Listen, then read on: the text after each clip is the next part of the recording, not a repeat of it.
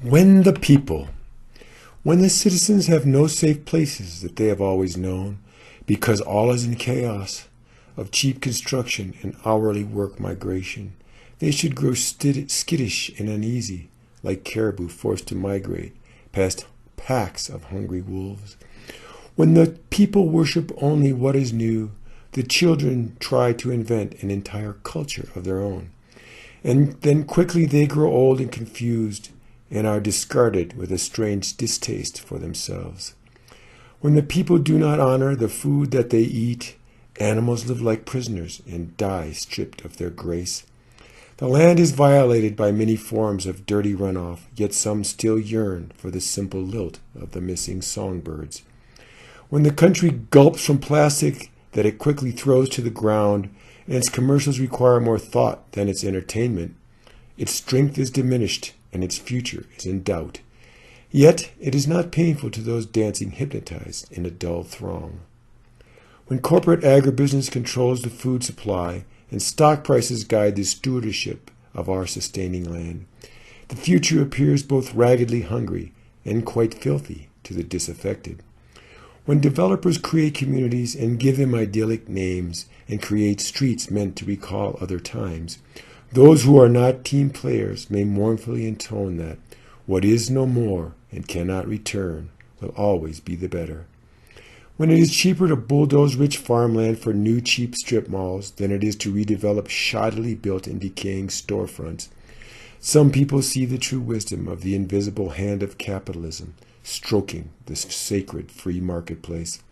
When homeowners speculate on gains from their properties, making improvements only to appeal to prospective buyers and to enhance their curb appeal,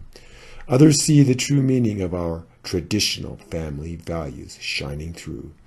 When the winning candidates always spend more than their rivals in campaigns all run by sloganizing puppeteers, and corporate sponsors quickly recoup their election investments, people revel in the spiritual experience of the democratic process.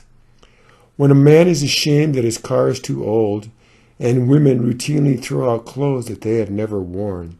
consumption remains high enough to support the holy economy, and advertisers have won a great victory for leveraged consumerism. When an honest workman feels that he must be a loser and is ashamed of his good craft, his country has abandoned purpose and reason, and the image makers have falsely robbed him of his dignity. When the people grow up chasing endless empty fads, ignoring all else as passé or unimportant, it is with a cold and faceless impartiality that they too very quickly pass out of style as well. When the old are disgusted with what the world has become and are simply glad that time has at last passed them by, the young come of age full of unrelated images, each only half digested, their brains an unsorted compost heap of mass entertainment. When the people do not know what to do with their elders, and they are laid aside and asked to pay to be kept out of sight, when no one knows what these citizens are living for, the society which asks this question can have no decent answer.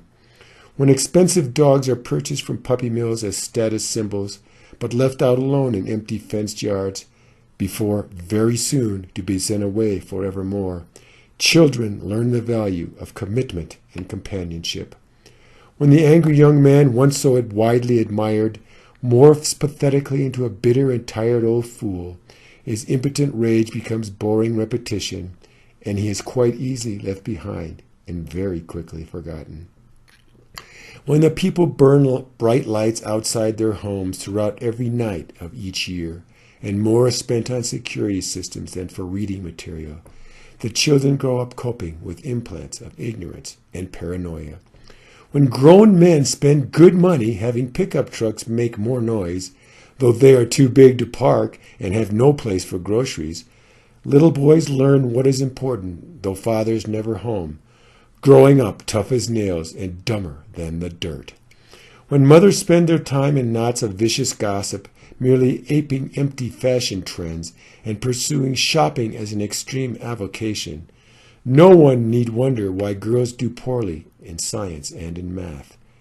When anger, revenge, and greed provides the best in workplace motivation, even though the silly mantra of political correctness is regularly invoked. How easy can it be then, once at home with the family, to lay it all aside and be gentle and just, kind, calm, and loving? When senior officials, hip-hoppers, movie stars, and athletes turn up their noses at education, science, and normal work, while violence, ignorance, and crime are portrayed as part of ordinary life, why are we surprised when first offenders cannot read, write, or add? When our parents wind up languishing in their own smelly wastes in institutions staffed by tired dropouts and illegal immigrants, shortly to be preyed upon by a conglomerated funeral industry, who would argue that our lives are not thereby greatly diminished? When the most important of all the many government spending items is how much we can spend on killing other people, while whipping up the public against enemies in the shadows, it becomes clear that the business of war shall prosper forevermore. When the incumbent promises things he could already have delivered, many poorer citizens may still trust him if he seems to be nice, and spends good money on family images with soothing voices and safe music, while touting moral values but favoring the rich and the incorporated donors. When intelligent people read only predigested spin from a for-profit press, it is easier to maintain the consistency and rhythm of the message, thereby ensuring that the rational will not panic, bolt, and run, while establishing by repetition what seems false upon first impression. When elections are brought to you by corporations to reach fictional goals, none of which include family values or environmental nonsense, and slick firms launch expensive campaigns designed to spin their candidates, who would be surprised if voters are treated as simple target markets? When the credit cards are all maxed out and the houses aren't worth their loans, and once cheap imports and outsourced skills are simply unaffordable, when all the strip malls are complete and the entire ecosystem shattered, the people can still sit inside their gasless SUVs, communing with a personal savior.